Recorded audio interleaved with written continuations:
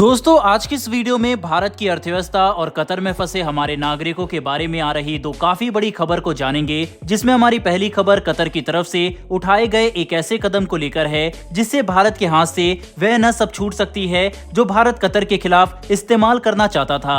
इसके बाद अपने नागरिकों को कतर से सुरक्षित वापस लाने में भारत के लिए स्थिति और जटिल हो सकती है।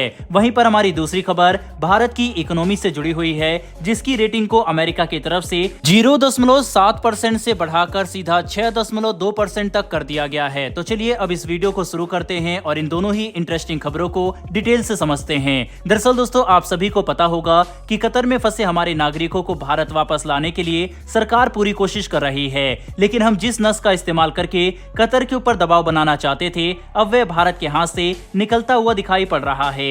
दरअसल लेटेस्ट रिपोर्ट के मुताबिक कतर ने फाइनली चीन के साथ अगले 27 सालों तक नेचुरल गैस सप्लाई करने की एक बड़ी डील को फाइनलाइज कर लिया है। इससे पहले इन्होंने इसी तरह की एक बड़ी डील यूरोपियन कंट्रीज के साथ भी साइन की थी। इसके बाद कतर के लिए अपने नेचुरल गैस की सप्लाई चेन में चीन सबसे बड़ा खरीदार बन जाएगा। चीन के अलावा साउथ कोरिया और जापान कतर के लिए सबसे बड़े खरीदार रहेंगे, जिसका मतलब यह है कि कतर अब भारत से अपनी नेचुरल गैस की सप्लाई को बदलकर चीन, जापान और साउथ कोरिया जैसे देशों की तरफ शिफ्ट कर चुका है।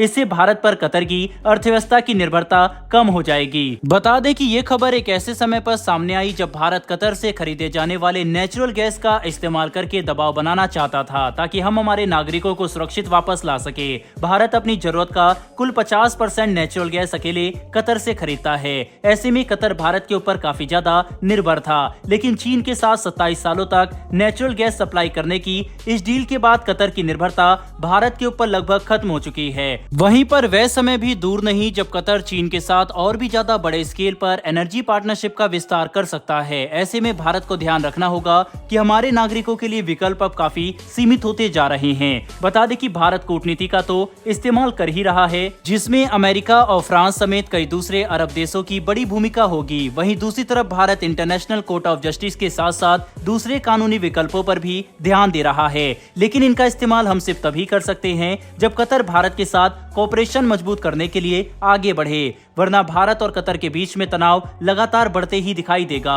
और फिलहाल कतर द्वारा उठाए गए कदम इस तरफ इशारा भी करते हैं। हालांकि भारत को उम्मीद है कि जब संयुक्त अरब अमीरात में COP28 की मीटिंग के लिए भारतीय पीएम और कतर के अमीर एक दूसरे से साइडलाइन में मुलाकात करेंगे, तब भारतीय नौसेना के इन रिटायर्ड अधिकारियों को छुड़ाने पर बड़ी चर्चा हो सकती है। अगर नहीं तो कम से कम कतर को उनकी सजा माफ करने से लेकर डेथ पेनल्टी हटाने पर ध्यान देना चाहिए, जिससे दोनों देशों के संबंध एक बार फिर से सामान्य होने की तरफ आगे बढ़ सकेंगे, वरना भारत भी अपने नागरिकों के लिए बड़े कदम उठाने से पीछे नहीं हटेगा। इसके अलावा एक और बड़ी थ्योरी ये भी निकलकर सामने आ रही है कि असल में कतर की तरफ से इन भारतीय अधिकारियों को बस जासूसी के आरोप में ही गिरफ्तार नहीं किया गया, बल्कि इसके पीछे एक काफी बड़ी साजिश है। बताया जा रहा है कि पाकिस्तान कतर से एक ऐसी पनडुब्बी खरीदना चाहता था जिसे रडार से पकड़ा नहीं जा सकता, और हमारे अधिकारियों को इसी के बारे में पता था। ऐसे में कतर को डर लगा कि ये अधिकारी कभी भी भारत को इसके बारे में जानकारी दे सकते हैं, जिसके डर से इन्हें भारत आने से रोकने के लिए उनके खिलाफ जासूसी के झूठे आरोप लगा दिए गए।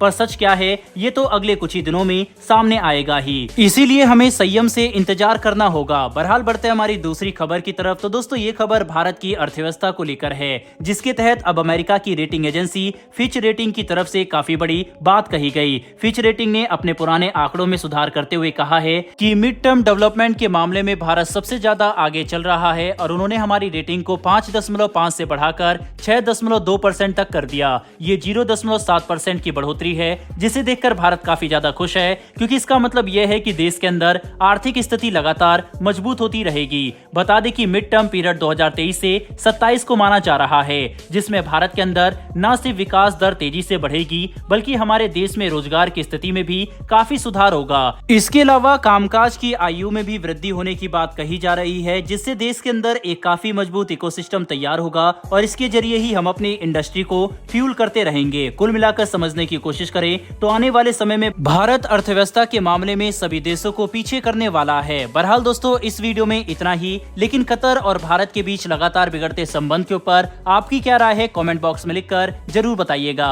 साथ ही अगर आपको ये इन्फॉर्मेशन और वीडियो पसंद आई हो तो मेरी एक छोटी सी रिक्वेस्ट है कि नीचे दिए गए सब्सक्राइब बटन को प्रेस कर बेल आइकन को जरूर दबा लें, जिससे हमारी आने वाली डेली वर्ल्ड अफेयर से जुड़ी ऐसी वीडियो आप तक सबसे पहले पहुंच सके। फिर मिलेंगे ऐसी एक नई वीडियो के साथ। धन्यवाद। जय हिंद।